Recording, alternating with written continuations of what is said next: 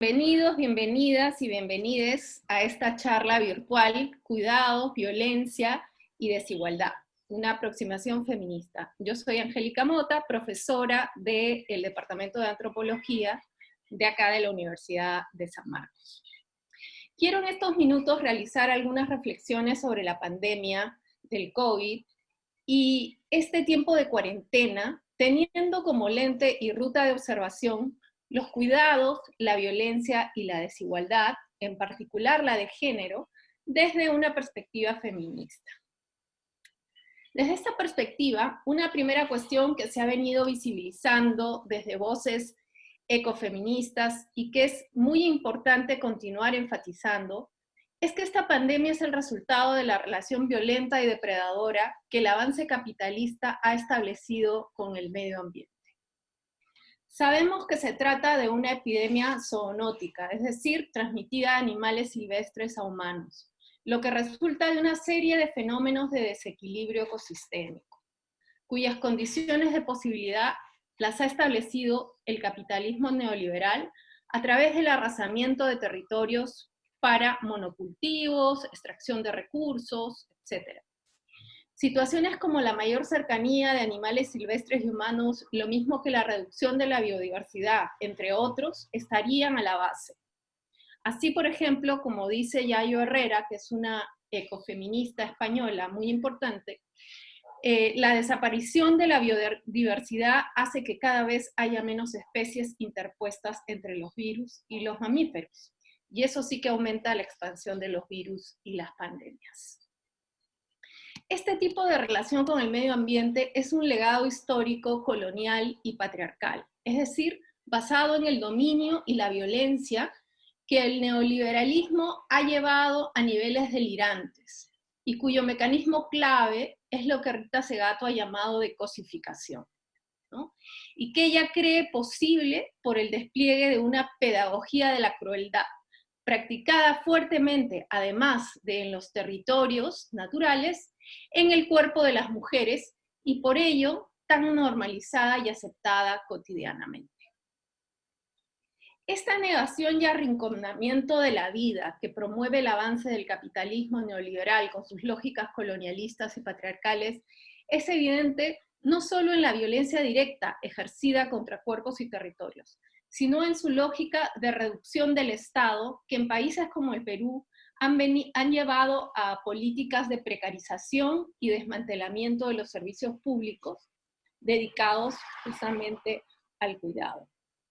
Asunto que nos explota en la cara hoy con la precariedad del sistema de salud que tenemos, a este punto ya en el tope de su capacidad en Lima y colapsando en varias regiones por el tema del coronavirus, ¿no?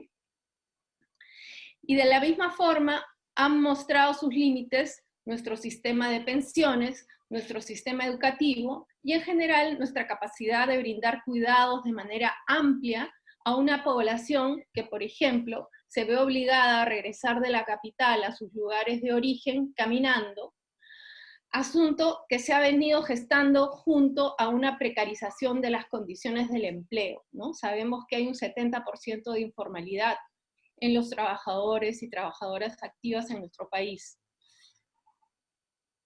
dejando entonces a las personas literalmente en la intemperie y vulnerabilizando sus vidas, tal como la epidemia hace ampliamente evidente.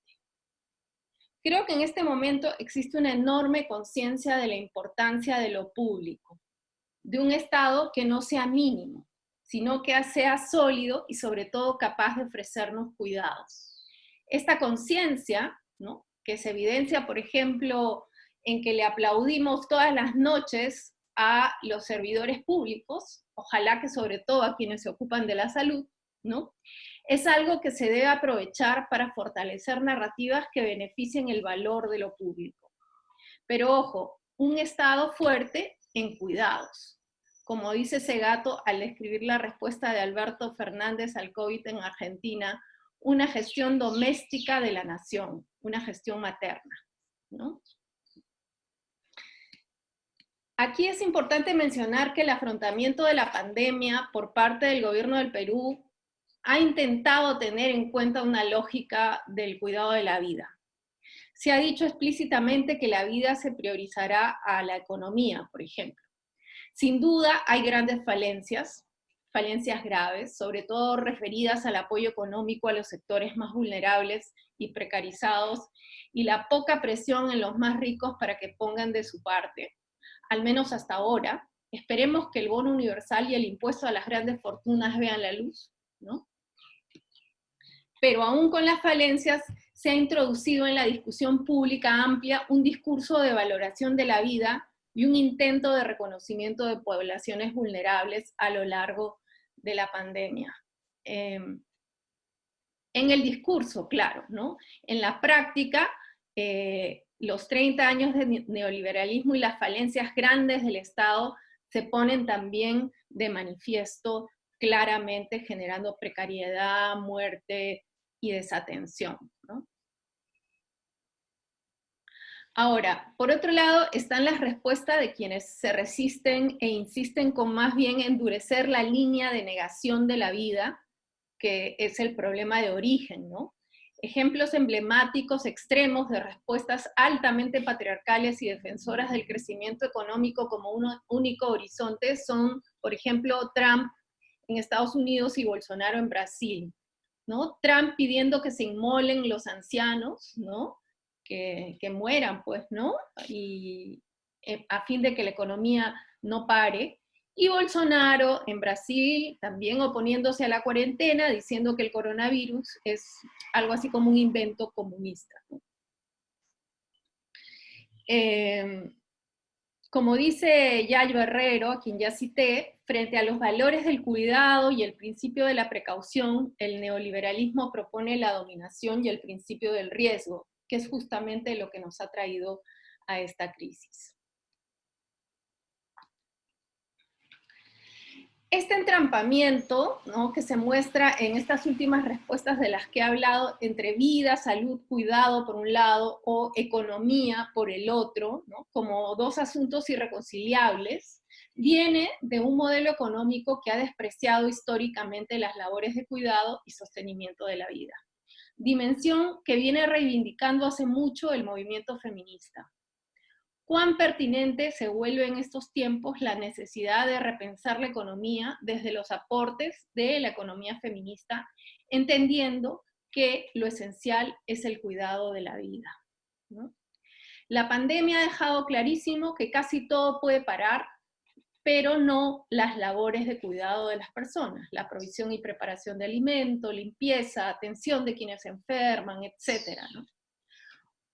Un tipo de labor que además está altamente feminizada, no solo en las casas, sino también en otros espacios sociales. Así, por ejemplo, según la OIT, 70% de quienes prestan servicios de salud globalmente son mujeres. De modo que la primera línea de atención y cuidados en esta pandemia recae fuertemente en las mujeres. Lamentablemente, este trabajo de cuidado, siendo esencial, es el menos valorizado y reconocido. De modo que además de feminizado, es precarizado. Hace falta aplaudirle a quienes están en la primera línea de los cuidados, no solo en los hospitales y en dependencias públicas en general, sino en las casas. En el Perú no tenemos cifras de cómo está afectando la cuarentena la carga laboral de las mujeres en las casas, pero cifras de otros países de la región nos dan una idea. En Bogotá, por ejemplo, un estudio señala que la jornada de labores domésticas se elevó entre 2 y 3 horas al día en promedio para el 80% de las mujeres. Entrando en el mundo de quienes tienen el privilegio de teletrabajar, ¿no?, en un momento en que muchos no tienen trabajo, un estudio en Chile señala que 92% de las mujeres hacen labores domésticas además de teletrabajar, lo que en el caso de los varones desciende a 74%. Aquí en el Perú, un ejemplo bastante gráfico de cómo es que este trabajo de cuidado recae sobre todo en las mujeres se dio los días del llamado pico y placa de género. Fue casi como un experimento de laboratorio, ¿no?, que permitió ver las diferencias en la movilidad de hombres y mujeres para hacer las compras de alimentos. Y entonces vimos enormes colas en los supermercados los días de mujeres, supermercados y mercados, ¿no? Aglomeración los días de mujeres, bastante más que en los días que les tocaba a los hombres, ¿no? Lo cual, de alguna manera, sigue reforzándonos, sigue mostrándonos cómo estas labores de cuidado están cargadas sobre todo sobre los hombros de las mujeres. Y en cuanto a esto, es imprescindible también señalar y considerar que la casa, el entorno familiar, es y seguirá siendo donde la mayoría de enfermos por COVID serán sostenidos y atendidos, ¿no? Es una proporción bastante pequeña de mayor gravedad la que llega a los hospitales. Dada la preponderancia del cuidado como elemento clave para hacerle frente a esta pandemia, lo mismo que su feminización, cuán desafortunada resulta la metáfora bélica, ¿no? De la guerra, tan ampliamente usada en este contexto, ¿no? Este discurso de que estamos en una guerra, de que somos soldados luchando para vencer al coronavirus, ¿no? Y en verdad no precisamos de acciones de guerra, sino de cuidado, de solidaridad, de amor. Porque ¿por qué, a ver, en lugar de ensalzar la imagen del soldado, no empezamos a valorar y así ensalzar simbólicamente más bien la labor de la enfermera, ¿no? Lo dejo como una pregunta y como una provocación, y para intentar colocar y problematizar esta metáfora de la guerra, que en realidad lo que hace es reforzar simbólicas patriarcales que, como estamos viendo, son las que finalmente nos han venido llevando y empujando a este y otros problemas, ¿no? En ese sentido, otro problema vinculado con la opresión de género que se ha visibilizado de manera acentuada durante la cuarentena es la violencia contra las mujeres en el seno de las familias, ¿no? Y hay que decirlo, de familias heterosexuales, ¿no? Que es lo que se ha venido viendo. En el Perú, durante el primer mes de la cuarentena, se han dado 4 feminicidios, 87 casos de violencia sexual, 56 de ellos a niñas, y más de 9.000 llamadas de emergencia a la línea 100, ¿no? Es decir, estamos en una situación donde la violencia muestra su peor cara. En ese sentido, el confinamiento social se vuelve una situación de gran vulnerabilidad para muchas mujeres que deben compartir las 24 horas del día con hombres que las agreden. El hogar para estas mujeres, lejos de ser un lugar de refugio seguro, se convierte en un lugar de riesgo para su salud y su vida. Como dice Judith Butler, debería haber otras formas de refugio que no dependan de una falsa idea de hogar como un lugar seguro. Espero que podamos reimaginar lo que significa refugiarse. Tal como está constituida la masculinidad en nuestra sociedad, entendida como potencia, incluido algún tipo de potencia económica y rol de proveedor, ¿no? Y que además considera la casa como un espacio que emascula, ¿no? Es importante considerar que en un escenario de precarización de la vida, mayores riesgos de violencia contra las mujeres emergen, ¿no? Ya que ellas se convierten en el único territorio para afirmar potencia, ¿no? Para muchos hombres, y además encerradas en las 4 paredes de la casa con estos hombres que se convierten entonces en sus agresores. En ese sentido, cuando se piensa en el bono universal, se debe considerar también el paliativo que significa para la reducción de estrés y frustración que podría de otro modo estar recayendo en una disminución del bienestar de las mujeres por un tema de violencia, ¿no? Otra arista de la violencia de género que se puso en evidencia en esta pandemia fue la violencia contra las personas trans, también durante el tema del pico y placa de género, ¿no? A pesar de que desde el discurso oficial se dijo, y esto fue un asunto importante de reconocimiento, ¿no? Por parte de las autoridades del Estado, ¿no? Tanto la ministra de la Mujer como el ministro el presidente señalaron que no estábamos frente a una situación donde era necesario que los hombres demuestren que son hombres por el DNI, las mujeres demuestren que son mujeres por el DNI, sino que si a una persona se le ve como mujer, es decir, si su expresión de género es de mujer, tenía que considerársele como mujer, y lo mismo con un hombre con una persona cuya expresión de género es masculina, ¿no? Se le tenía que considerar como hombre para circular respectivamente los días de mujeres y hombres, ¿no? Entonces, el discurso significó un reconocimiento importante dentro de lo precaria que es nuestra política pública en el reconocimiento de las personas trans. Y sin embargo, como la realidad no cambia por decreto, ¿no? Cuando las personas trans salieron a las calles, hubieron muchos casos de discriminación, ¿no? Que se hicieron visibles también en las redes sociales, ¿no? Les exigían el DNI, las confrontaban con el hecho de que en el DNI estaba un nombre de hombre, a algunas mujeres trans, ¿no? Haciéndoles pasar un momento realmente de mucha violencia en cuanto al reconocimiento de su identidad.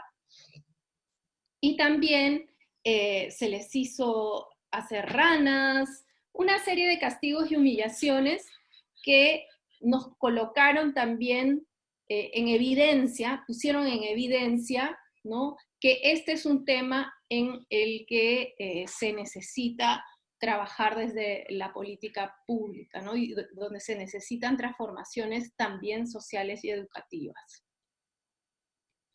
¿no? Desde el activismo trans se exigió en este momento la ley de identidad, que ojalá pueda ver la luz también como parte de las transformaciones que esta pandemia evidencia como necesarias.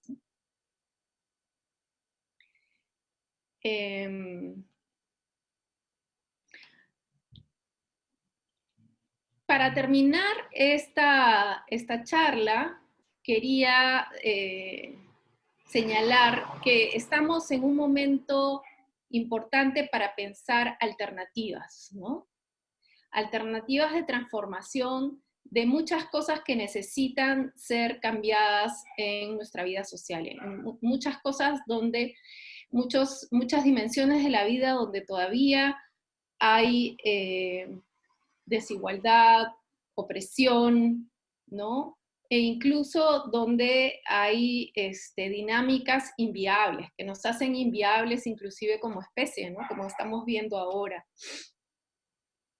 Y bueno, una alternativa de transformación radical sobre la que viene llamando la atención hace ya tiempo el movimiento feminista y que yo he querido enfatizar a lo largo de esta charla es la revaloración de las labores de cuidado. Necesitamos revalorar las labores de cuidado, ¿no? Necesitamos mayor equidad en la realización de las labores de cuidado. Necesitamos que, así como las mujeres en las últimas décadas han salido a ocupar una serie de posiciones en la esfera pública, de la misma manera necesitamos que los hombres entren al mundo de lo doméstico y también den un aporte igualitario en este espacio, ¿no? Además del nivel de